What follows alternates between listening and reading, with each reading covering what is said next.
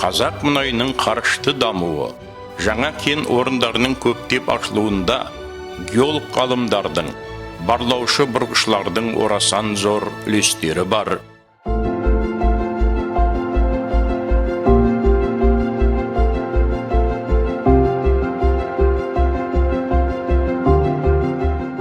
Мұнай және газ кен орындарын іздестіріп, барлау жолындағы кәсіби күрестің алдыңғы шебінің жауынгері болу бақытын бастан өткерген ембілік бұрғышы инженер Нәси Сейсенәліұлының ғұмырнамасына үңіле түскен сайын, жер астынан жақұт іздеген геолог барлаушылардың мамандығына сүйсіне түсеміз.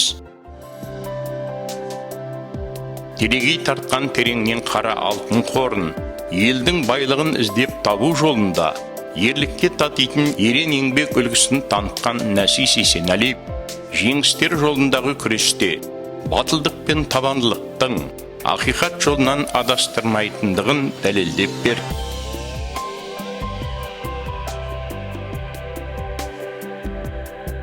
Көзі тірісінде, іс басында жүрген кәсіпқой мұнайшы мен әр кездескен сайын, есімізге Албан руының беделді шешені Нақысбектің әуелі Құдай жерге береді, жерге бергенді елге береді, елге бергенді ерге береді, маңдайдан төккен терге береді деген сөзі орала түсетінді.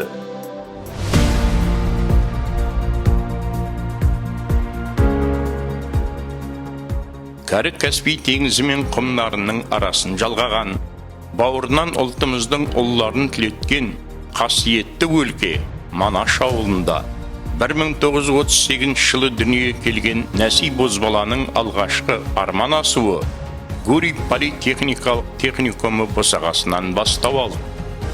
Қолына мұнай және газ ұңғыларын бұрғылау технигі дипломын алған жас маман Жылой ауданындағы Алтыкөл бұрғылау алаңында бұрғышының көмекшісі болып еңбек жолын бастады.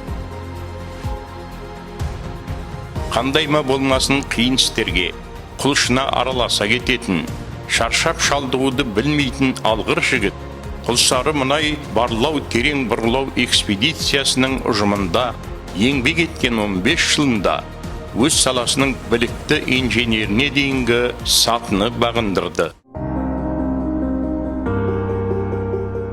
1972 жылы Ембі ойпатындағы барлау және бұрғылау жұмыстарымен айналысатын Каспий маңы терең бұрғылау экспедициясы құрылғанында ол жаңа ұжым құрамына ауысып, азғыр мен Тайсойған арасында бой көтере бастаған жаңа бұрғылау алаңдарында өз қолтаңбасын қалдырды.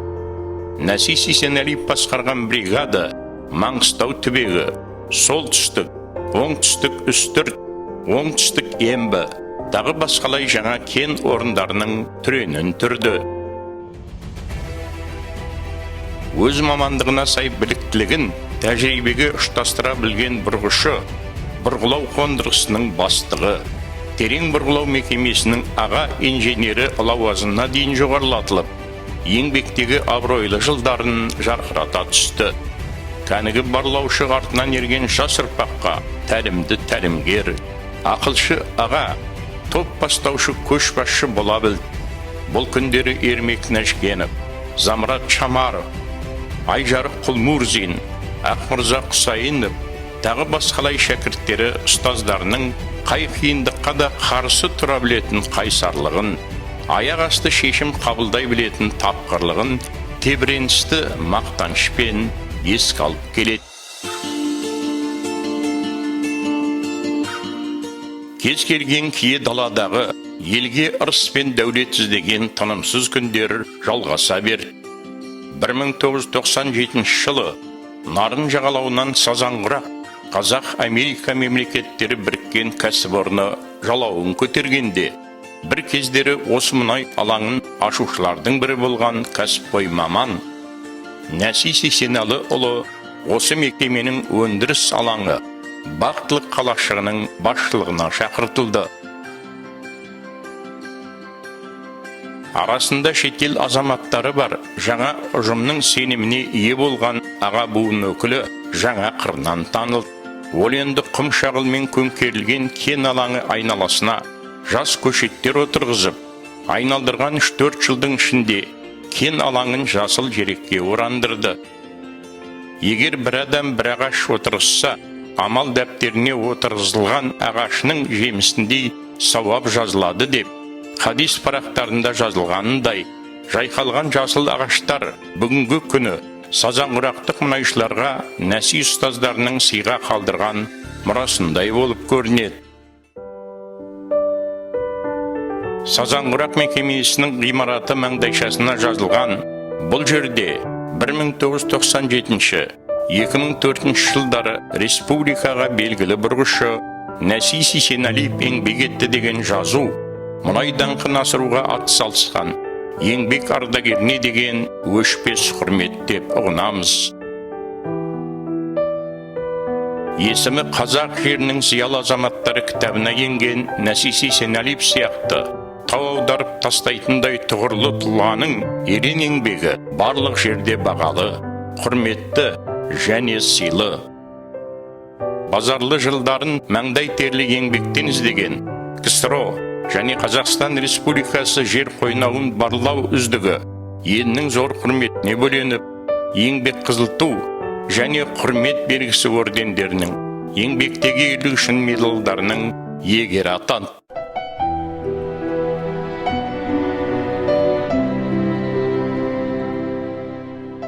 Еңбек майданының қызу ортасында белсенділік танытқан барлаушы КСРО бүкілодақтық халық шаруашылық жетістіктері көрмесі қола медалін кеудесіне жарқырата тақты. Қазақстан жазушылар одағының мүшесі, танымды қаламгер Қаржаубай Сұлтанғалиұлы құрастырған мұнай даңқын асырған дарабоз кітабын зерделей оқыған сайын, өмірдің базарлы бұйырмысын білектің күшімен, маңдайдың ащы терімен өзіне еншілеген еңбек сүйгіш Нәси Сисеналиев азаматтың абыройына одан әрі қаныға түсеміз.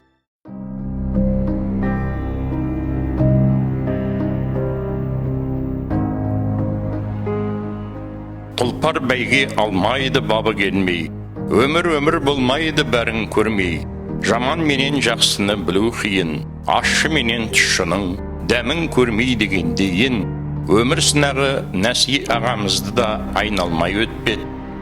Тағдырдың ауыр жүгін көтере жүріп, өмір сабақтастығын үзбей, ұрпақтар жалғасын тауып, нарын құмының бой жеткені сайлан шапағат қызмен өткен сайран жылдары қуаныштар мен шаттық аласып жатты. Ол қыздарын қазақи тәрбиеге, ұлттық дәстүрге тәрбиелеуде ұлағат таныта білген асыл әке, балаларының әр қадамына сүйсініп, шексіз мейірленген сәтте қолына гармонын алып, сал серлерше сыланып, шәмшінің әндерін шалқыта ерекше шалқи түсетін. Атың жақсы болса, ер жігіттің пырағы, балаң жақсы болса, жан мен тәннің шырағы, қызың жақсы болса, жайқалып өскен құрағы. Асыл әке көзі тірісінде 9 ұрпағының жоғары білім алып, бір шаңырақтың отын түзеткендерін мақтаныш сезіммен еске алып, әке жүрегінің таудан да биік екендігін айқындап отырушы еді. Біздерді өмір тарихымыз өте қысқа, толып, оқыдық, еңбек еттік, зейнеткерлікке жеттік, 60-ға келдік байлады. Сөйтіп жүргенде өмірдің талай соқпағынан өтіп, жасымның өмірдің елуге, өмірдің 60-ға келдік байлады.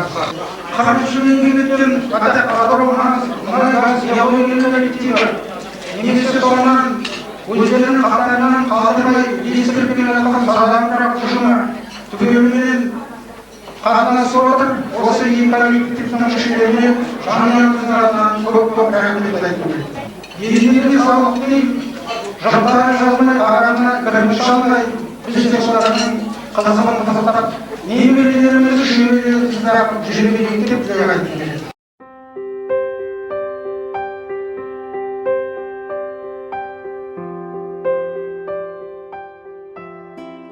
Тарланбоз тұлғаның дүниеден өткеніне Бұйыл тура 20 жыл толды. Жақсылар жерге көмілмейді, ол жұртның жүрегінде жүреді деген аталық сөз бар. Нәкең бейнесі де көзбен, көңілден мүлдем сөнер емес. Әке жолын таңдаған Қазақ политехникалық институтының түлегі Ырысты Нәсиқызы артынан ерген бауырларына үлгілік танытып, жетістіктердің нұрлы ақ жолын аша білді. Жоғары білім алған олар бүгінде облысымыздың өркендеуіне өз үлестерін қосып жүрген бір мамандықтың иелері. Ата-ана үшін артқа мұра болып, қалған ұрпақтардың парасатты болып салтанат құруынан асқан өмірде не бақыт бар.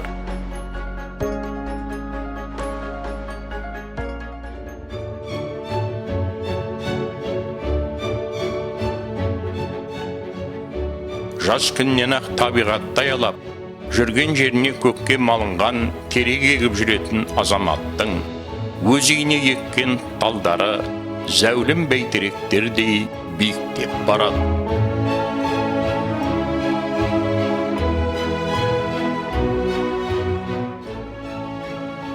Ата қалдырған мұраның көлеңкесін саялаған немере жиендерге ақ аталарының даңқты ғұмыры, аппақ ниеті жұғысты болғай.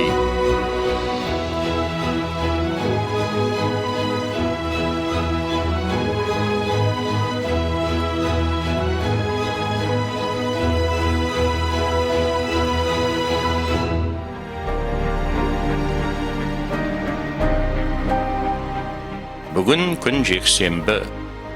Жұлдыз 3 мөлтек ауданындағы Нәси Сейсенәлиев көшесіне келгенімізде еңбек майданының қас батыры саналған ерен азаматтың ұрпақтарымен жолығыстық. Олардың арасында жүздері бал-бұл жанған жаңа замананың жас ұрпақтары жүргені қандай қуанышты десеңізші. Олардың әрқайсысына тамсана қарай тұрып, жаманның ғұмыры шағыммен арыздан, жақсының ғұмыры парыз бен қарыздан құралады деген осы шығар деп түйіндедік.